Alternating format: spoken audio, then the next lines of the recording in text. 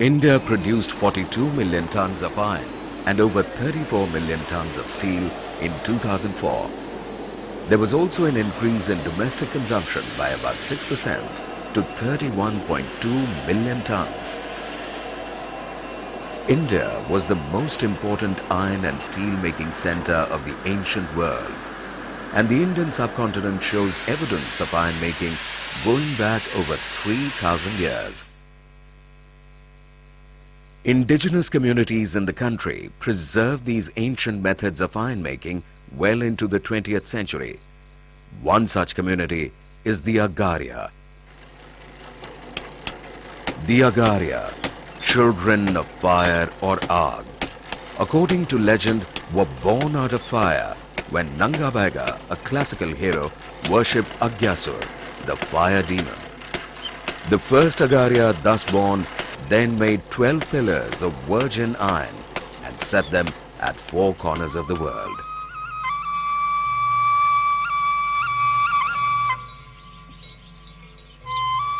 The Agaria are the iron smelters of central India and can be traced through the states of Madhya Pradesh and Chhattisgarh. With a population of over 55,000, they are concentrated in the iron ore-rich Maikal hill range that runs along the Narmada river.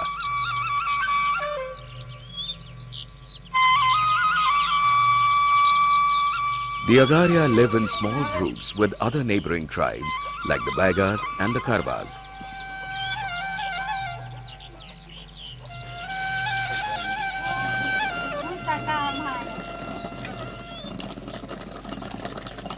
The Baigas are famed hunters, and their legendary poisoned arrowhead was made by the Agarias. The Agaria also supplied them with agricultural implements.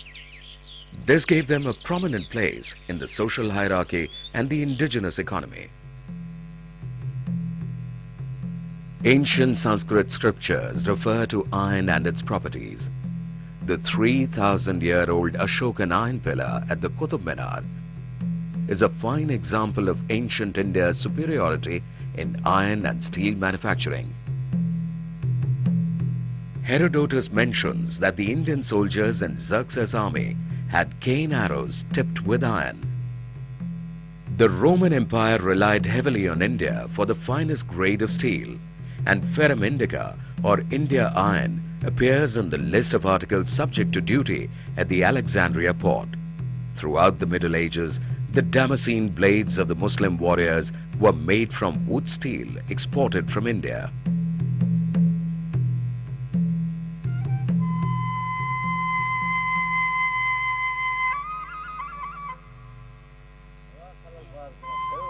Traditionally, the Agaria were the blacksmiths of the Gond kings.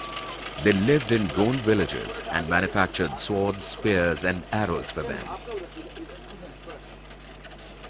According to legend, when the great Agaria kingdom of Lohripur was burnt down by the sun god, Dingamati, the wife of Logundi Raja, was its sole survivor. She took refuge in a Gond house, and since then the Agaria have coexisted with them.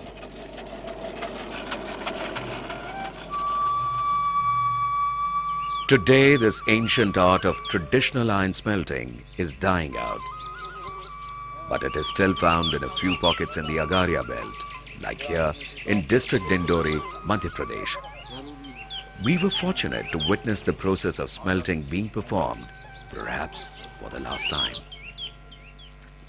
The fine clay used to fashion the furnace is collected from riverbeds.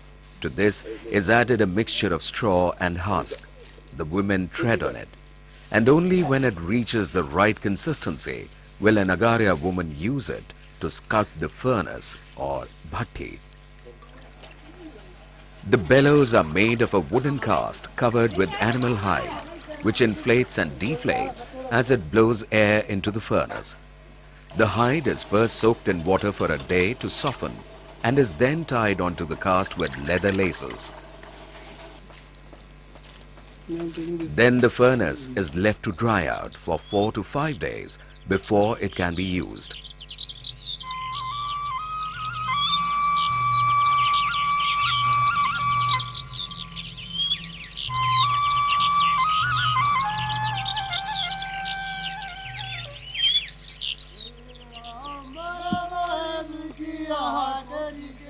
Meanwhile, they set out early to collect the iron ore from the surrounding Maikal hills.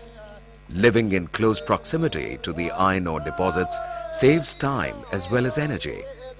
In the olden days, the Agaria would shoot a red arrow into the air, and wherever it fell, they would start digging there. For them, nature is sacred, and reverence for its resources comes naturally.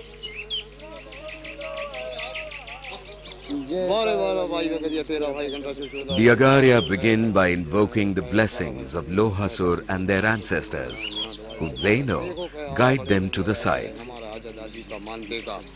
जो है तो अपने बाल से बच्चा से खेती से बाड़ी से सिवा से जुटी से अपने हैं तो सही से हाथ पर खड़े रह मुर्गा बच्चा रोई है देख दाई तोर दाम दे रहे हैं कहे बिल्कुल कहे लोहा से दाम दे रहे लोहा से कहे अगर बाड़ा भाई हमारा मानता का हो भी सही और अपने लोहा घर में हमार बाड़ा सही होवे हमारा आजा दादी का मानता का जो तो सही चर पे देव नहीं चलता है वो कहे मुर्गी चरेगा तब उसने बछरू कहता है तब हम मानबो नहीं तो हम नहीं मानबो. The Agaria and the Asur are believed to be descendants of the Asuras, the mythical enemies of the gods. They find elaborate mention in the Rig Veda and Mahabharata. In one Agaria legend, the Pandavas attacked and destroyed the Asura kingdom of Nogundi Raja. Others believe that it was the jealous sun which brought about the ruin of the kingdom.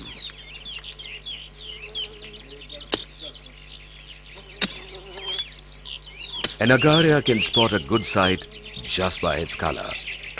The iron ore used by them is mainly hematite or magnetite that occurs together with laterite rocks in the form of heavy reddish-brown stones. There is no need for deep digging here, for often the ore is found just on the surface.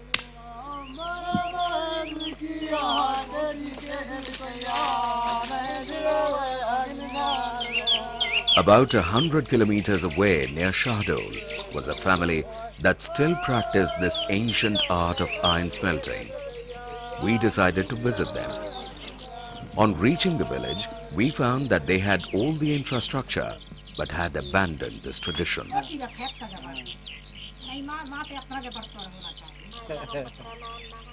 The younger generation did not learn the technique because it was time-consuming and labor-intensive.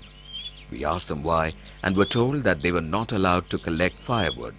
The forest no longer belonged to them.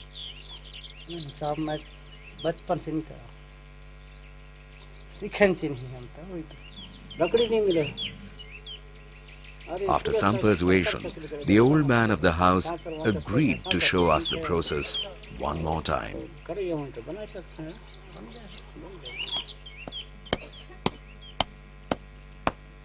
Women hold a key position in Agaria society and in keeping the tradition of iron smelting alive. They contribute in equal measure to the production of agricultural tools and household items from iron and take on the task of selling the ironware at local markets. They too have to trudge long distances to gather ore and wood required for the furnace.